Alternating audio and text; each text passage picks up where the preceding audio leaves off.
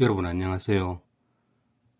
동서고금을 막론하고 사람들이 늘 추구해왔고 지금도 추구하는 것이 있습니다. 부유해지는 것, 권력을 가지는 것, 이름을 남기는 것입니다. 어쩌면 우리가 하루하루를 의미 있게 살려고 노력하는 이유도 돈과 권력, 명예를 위한 것이 아닌가 싶습니다. 이 가운데 명예는 무엇일까요? 명예는 명성과 유사한 말로 호랑이는 죽어서 가죽을 남기고 사람은 죽어서 이름을 남긴다라는 속담이 명예를 잘 설명하는 것 같습니다. 사람은 살아있는 동안 훌륭한 일을 하여 후세에 명예로운 이름을 남겨야 한다는 뜻이니까요. 공자가 군자는 죽어서도 이름이 알려지지 않는 것을 근심한다라고 말했듯이 전통적으로 유가사상가들은 살아있을 때 훌륭한 업적을 남기는 것을 중시했습니다. 그런데 모든 사람이 명예를 추구한 것은 아닙니다. 아주 오래전부터 명예 같은 것에 연연하지 않은 사람들이 있었는데 그 중에 한 사람이 전초전국 시대에 살았던 양주입니다.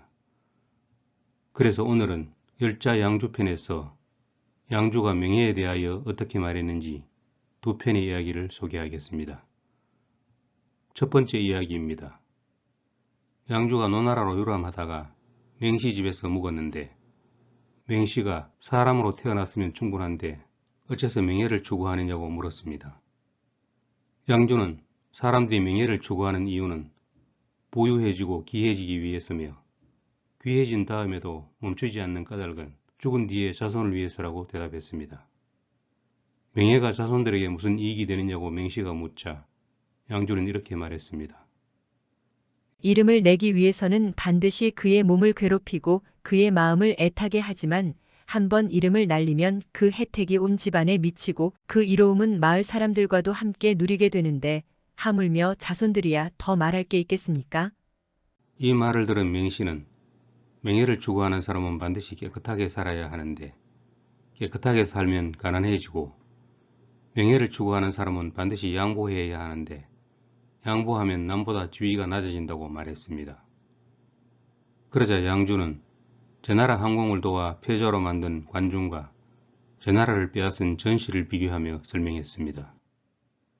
관중이 제나라의 재상이 되었을 때 군주가 음탕하면 자신도 음탕하게 행동하고 군주가 사치스러우면 자신도 사치했습니다. 군주와 뜻이 맞고 말이 받아들여졌기에 그의 방식대로 나라가 움직여지고 천하를 제패하게 되었으나 그가 죽자 관시는 끝나고 말았습니다. 전씨가 제나라의 재상이 되었을 때 군주가 교만하면 자신은 겸손하였고 군주가 재물을 거둬들이면 자신은 나누어 주었습니다. 그 때문에 백성들은 모두 그에게로 귀의해서 제나라를 차지하게 되었고 자손들이 권세를 누려 지금까지도 끊이지 않고 있습니다. 진실한 명예는 가난하게 하고 거짓된 명예는 부유하게 해준다는 겁니다. 다시 말해 관중은 자신의 명예를 구하지 않고 군주에게 충성을 바쳐 마침내 폐업을 이루게 했으니 이는 진실한 명예이지만 그 이익은 자기 한 몸에 그쳤고 강태공을 시조로 하는 제나라가 전씨에게 나라를 빼앗긴 이유는 전씨들이 군주를 속이고 거짓된 명예를 얻었지만 후손들까지 부귀영화를 누리게 되었다는 말입니다. 양주는 또 요순과 백이숙제의 사례를 들며 이렇게 말했습니다. 참된 것에는 이름을 붙일 수 없고 이름은 사실과 부합하지 않으니 명예는 거짓일 뿐입니다.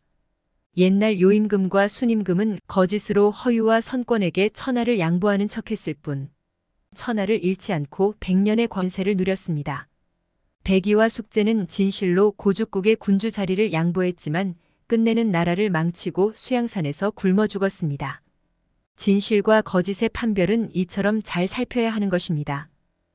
명예는 이로운 것이지만 실상을 알면 거짓된 명예도 많고 또 진정으로 노력해서 얻은들 실속이 없으므로 애써 추구할 필요가 없다는 것입니다. 다음은 양주편의 두 번째 이야기입니다. 양주가 말했다. 100년은 사람 목숨의 최대 한계이니 100년을 사는 사람은 1000명에 한 사람도 없다. 설사 한 사람이 있다 하더라도 엄마 품에 안겨있던 어린 시절과 늙어 정신이 혼미한 시간이 거의 절반을 차지한다. 밤에 잠잘 때 활동이 멈춰진 시간과 낮에 깨어 있을 때 그냥 흘려버린 시간이 또 남은 시간의 절반을 차지한다. 몸이 아프거나 병에 걸린 시간, 슬퍼하고 괴로워하는 시간, 멍한 채로 보낸 시간, 걱정하고 두려워하는 시간이 또 그 나머지의 절반을 차지한다.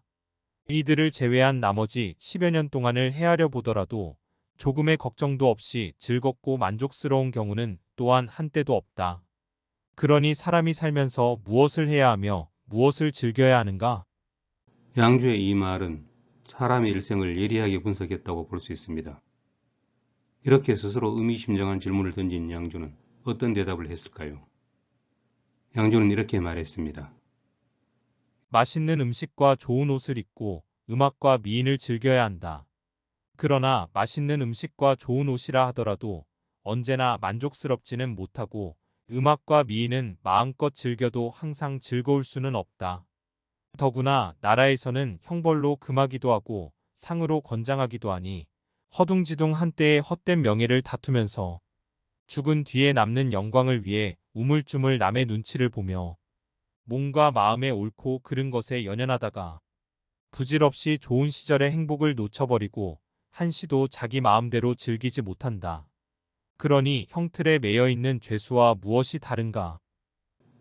사람은 즐길 만한 것이 분명히 있는데 보통 사람들이 말하는 즐거움이라는 것 자체가 지속되지 못할 뿐만 아니라 사회가 만들어 놓은 온갖 규제와 권장 때문에 이눈치 저눈치 보다가 좋은 시절 다 보내게 된다는 것입니다.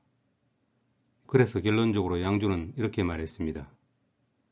태고적 사람들은 삶이란 잠깐 와 있는 것이요. 죽음이란 잠깐만에 떠나가는 것임을 알았다. 그러므로 마음 내키는 대로 살며 스스로 좋아하는 바를 어기지 않으면서 자신이 즐기는 일을 버리지 않았다. 그러므로 명예 때문에 휘둘리지 않았고 타고난 본성대로 논일돼 자신이 좋아하는 것을 거스르지 않았으며 죽은 뒤에 이름을 남기려 하지 않았다.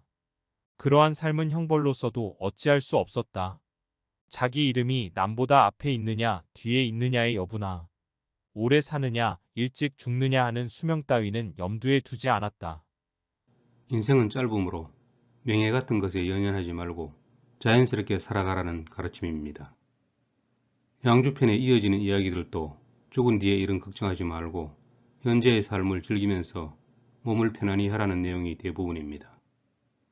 옛날이나 지금이나 경쟁이 치열한 사회생활을 하면서 과연 양주의 말과 같이 살아갈 수 있을까 하는 의문이 들기도 하지만 돈과 권력과 명예를 위해 너무 지나친 욕심을 부리며 사는 건 아닌지 한 번쯤 돌아볼 필요가 있습니다. 소확행이라는 말처럼 일상에서 느낄 수 있는 작지만 확실하게 실현할 수 있는 행복을 느끼며 살아가면 좋지 않을까요? 오늘은 여기까지입니다. 감사합니다.